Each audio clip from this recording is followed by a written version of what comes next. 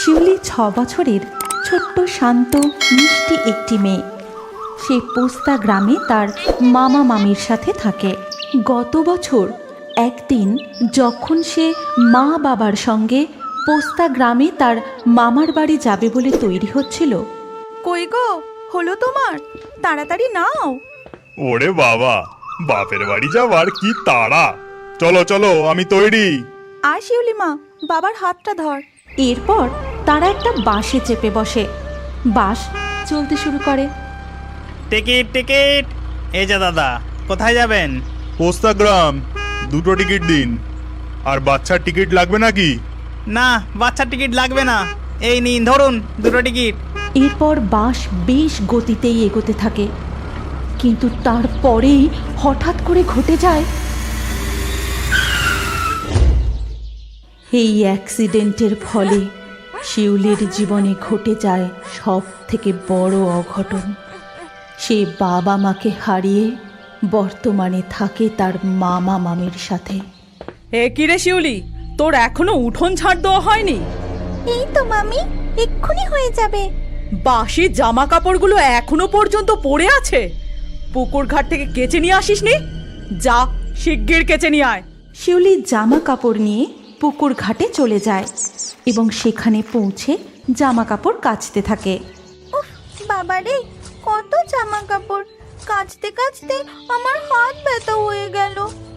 না বাবা, তাড়াতাড়ি করে কেচে নি, নইলে মামি আবার বকবে। সে বাড়ি ফেরার পথে একটি গাছে অনেক শিউলি ফুল ফুটে রয়েছে দেখতে পায়। তখন জামা কাপড়ের বালতিটা নামিয়ে রাখে। তার মনে পড়তে থাকে মায়ের কথা, সেই দিনের কথা যেদিন তাদের বাড়ির উঠানের শিউলি ফুলের গাছে অনেক ফুল ফুটেছিল, আর তার তলায় খাটিয়ার উপর বসে তার মা তাকে শিউলি ফুলের মালা পরিয়ে দিয়ে বলেছিল, জানিস মা, এই শিউলি ফুল আমার খুব পছন্দের, আর তাই তো আমার সোনা মায়ের নাম রেখেছি শিউলি। যখন ফুলে গাছ ভরে যায় তখন মনে হয় গাছটাকে জড়িয়ে ধরে থাকি, কিন্তু তা তো সম্ভব নয়। তাই আমি আমার এই ছোট্ট শিউলি মাকে জড়িয়ে ধরে আদর করি, এই এমনি করে। এই গাছটাতেও কত শিউলি ফুল ফুটেছে, কিন্তু মা, মা তুমি কোথায়? তুমি যে বলেছিলে শিউলি ফুল তোমার খুব পছন্দ। দেখো গাছে কত শিউলি ফুল ফুটেছে। এসো না মা, কতদিন তোমাকে দেখিনি। এসো না মা, মা। এ কি রে শিউলি, হাঁ করে গাছের দিকে তাকিয়ে কি দেখছিস? চল, তোর মামি যে তোকে ডাকছে। মামি ডাকছে? ওরে বাবা, তাড়াতাড়ি চলো মামা। শিউলি বাড়ি ঢুকতেই তার মামি বলি, এতক্ষণ কোথায় ছিলি? নিশ্চয়ই পুকুর ঘাটে খেলা করছিলি। না না মামি, আমি তো। আবার মুখে মুখে কথা, চুপ করে থাকবি একদম। নে, ভাইকে দুধটা খাইয়ে দে, আমি চানটা সেরে আসি। শিউলি ভাইকে দুধ খাওয়াতে বসতে যাবে, এমন সময় তার মামা উঠানে পাতা খাটিয়ার উপর বসে বলে, ও শিউলি, আমাকে 1 ঘটি জল দে তো রে, গলাটা একেবারে শুকিয়ে গেছে। ঠিক আছে মামা, তুমি বসো, আমি এক্ষুনি এনে দিচ্ছি। এই কথা বলে শিউলি ঘরের ভেতর চলে যায়। তারপর ঘরের ভিতরে গিয়ে 1 ঘটি জল নিয়ে বাইরে উঠানে এসে মামাকে দেয়। মামার জল খাওয়া হয়ে গেলে, আমি কাজে বেরোচ্ছি, বুঝলি? তোর মামি না আসা পর্যন্ত ভাইটার খেয়াল রাখিস, কেমন?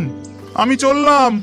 মামা বেরিয়ে গেলে শিউলি ভাইয়ের কাছে গিয়ে দেখে ভাই দুধের বাটি উল্টে দুধ ফেলে তা নিয়ে খেলা করছে।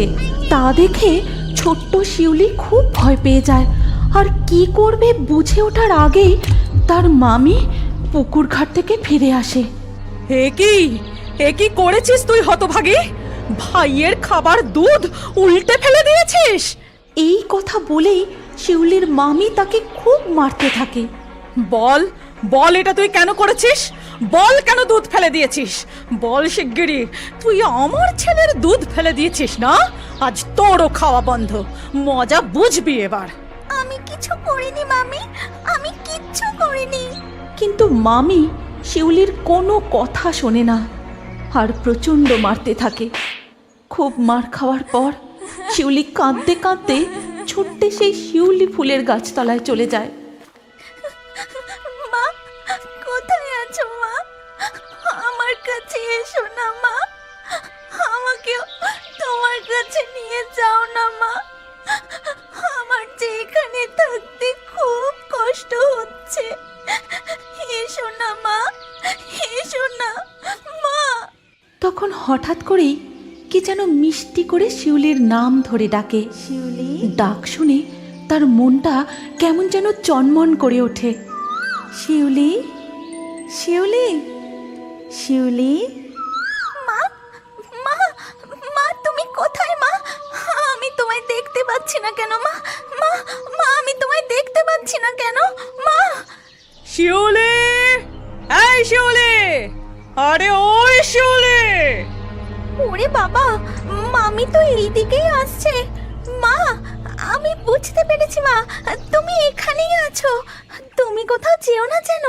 মামি কি বলছে শুনেই আমি চলে আসবো। তুমি এখানেই থেকো কিন্তু। এই কথা বলে শিউলি সেখান থেকে চলে যায়।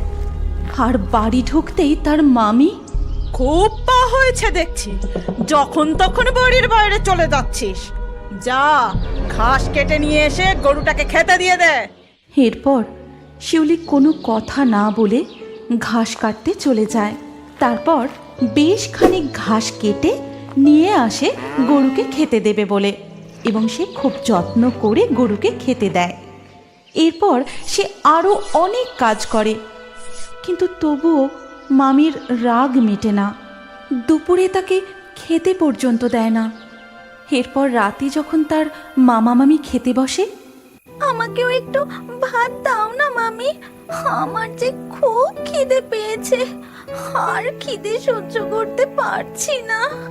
বলছি শুনছো, এইবার মেয়েটাকে দুটো খেতে দাও। ছোট মেয়ে, না হয় ভুল করে দুধটা উল্টে ফেলেছে, ওকে আর শাস্তি দিও না। তুমি চুপ করো। এখন থেকে ঠিকঠাক শাসন না করলে ও মেয়ে মানুষ হবে? তুমি যা পারো করো, আমার আর ভালো লাগে না এইসব।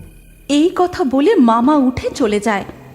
সকালের মার, সারাদিনের পরিশ্রম, পেটে প্রচণ্ড খিদে নিয়ে কাঁদতে কাঁদতে ঘরে গিয়ে ঘুমিয়ে পড়ে শিউলি। কিন্তু মাঝরাত থেকে তার প্রচণ্ড জ্বর আসে, আর জ্বরের ঘোরে কাঁপতে কাঁপতে একটাই কথা সে বারবার বলতে থাকে। মা, মা গো, আমায় তোমার কাছে নিয়ে যাও না মা।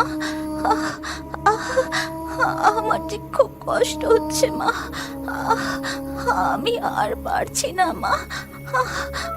ভোর রাতের দিকে শিউলি আবার সেই মিষ্টি ডাকটা শুনতে পায়। শিউলি, শিউলি, শিউলি। মা, তুমি এসেছো মা? কই মা, আমি তো তোমায় দেখতে পাচ্ছি না মা। শিউলি, শিউলি, এই তো আমি। আয়, আয় আমার কাছে। পরের দিন সকালে মামি ঘুম থেকে উঠে দেখে শিউলি উঠানের দাওয়াতে বসে আছে। গলায় তার শিউলি ফুলের মালা। আজ খুব ভোরবেলা উঠে পড়েছিস? যা, খাবার জলটা ধরে নিয়ে আয়। কি রে, শুনতে পেলি না? যা। ও, খুব সাহস হয়েছে দেখছি। এমন মারবো না। এই কথা বলে শিউলির মামি তেড়ে যায়, কিন্তু তার কাছে যেতেই সে দেখে শিউলির চোখ লাল টক টক করছে, আর শিউলি ভয়ঙ্করভাবে তার দিকে তাকিয়ে আছে।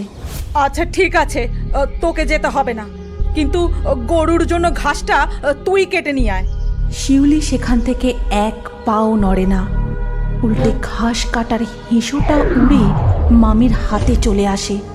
এই সব দেখে সে প্রচণ্ড রেগে গিয়ে হেঁসোটা ওপর দিকে তুলে বলে, কোত্থেকে ম্যাজিক শিখে এসে আমাকে ভয় দেখানো হচ্ছে? দাঁড়া, তোর মজা আমি বার করছি।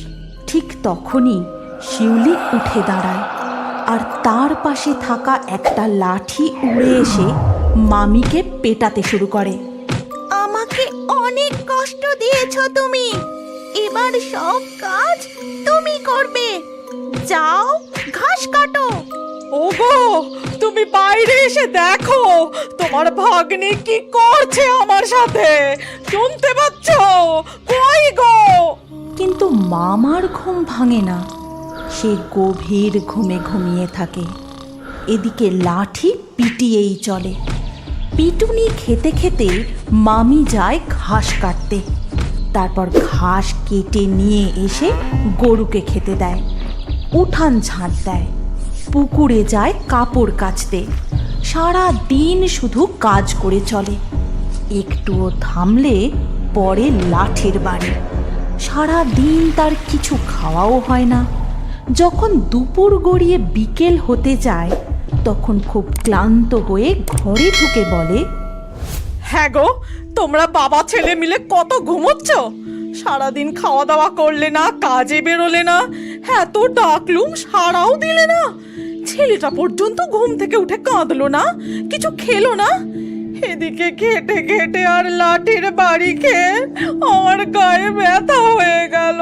সারাদিন আমারও কিচ্ছু খাওয়া হয়নি, খিদে পেট জ্বলে যাচ্ছে। বলো কি গিন্নি, আমি আজ এমন ঘুম ঘুমিয়েছি? এ তো স্বাভাবিক ব্যাপার নয়। তাছাড়া এসব হলো কি করে? তোমাকে কে মারলো? আর শিউলি বা কোথায়? কোথায় আর যাবে? সারাদিন এইসব কাণ্ড ঘটিয়ে এখন নিজের ঘরে ঢুকেছে। তবে তো তোমার কাছে আসতে পারলাম, নইলে লাঠির বাড়ি মারতে মারতে আমাকে একেবারে। সে কি কথা? চলো তো দেখি। তারপর তারা দুজন শিউলির ঘরের দিকে আসে ও ঘরের ভেতর গিয়ে দেখে শিউলি ঘরে নেই। তারপর তারা দুজন বাড়ির আশপাশটা খুঁজে দেখে এবং খুঁজতে খুঁজতে পুকুর ঘাটে যাবার পথে দেখতে পায় সেই শিউলি ফুলের গাছের তলায় শিউলি শুয়ে আছে। দেখা যায় শিউলির চোখ বন্ধ, গলায় শিউলি ফুলের মালা, তার গোটা শরীরে শিউলি ফুল ছড়িয়ে রয়েছে।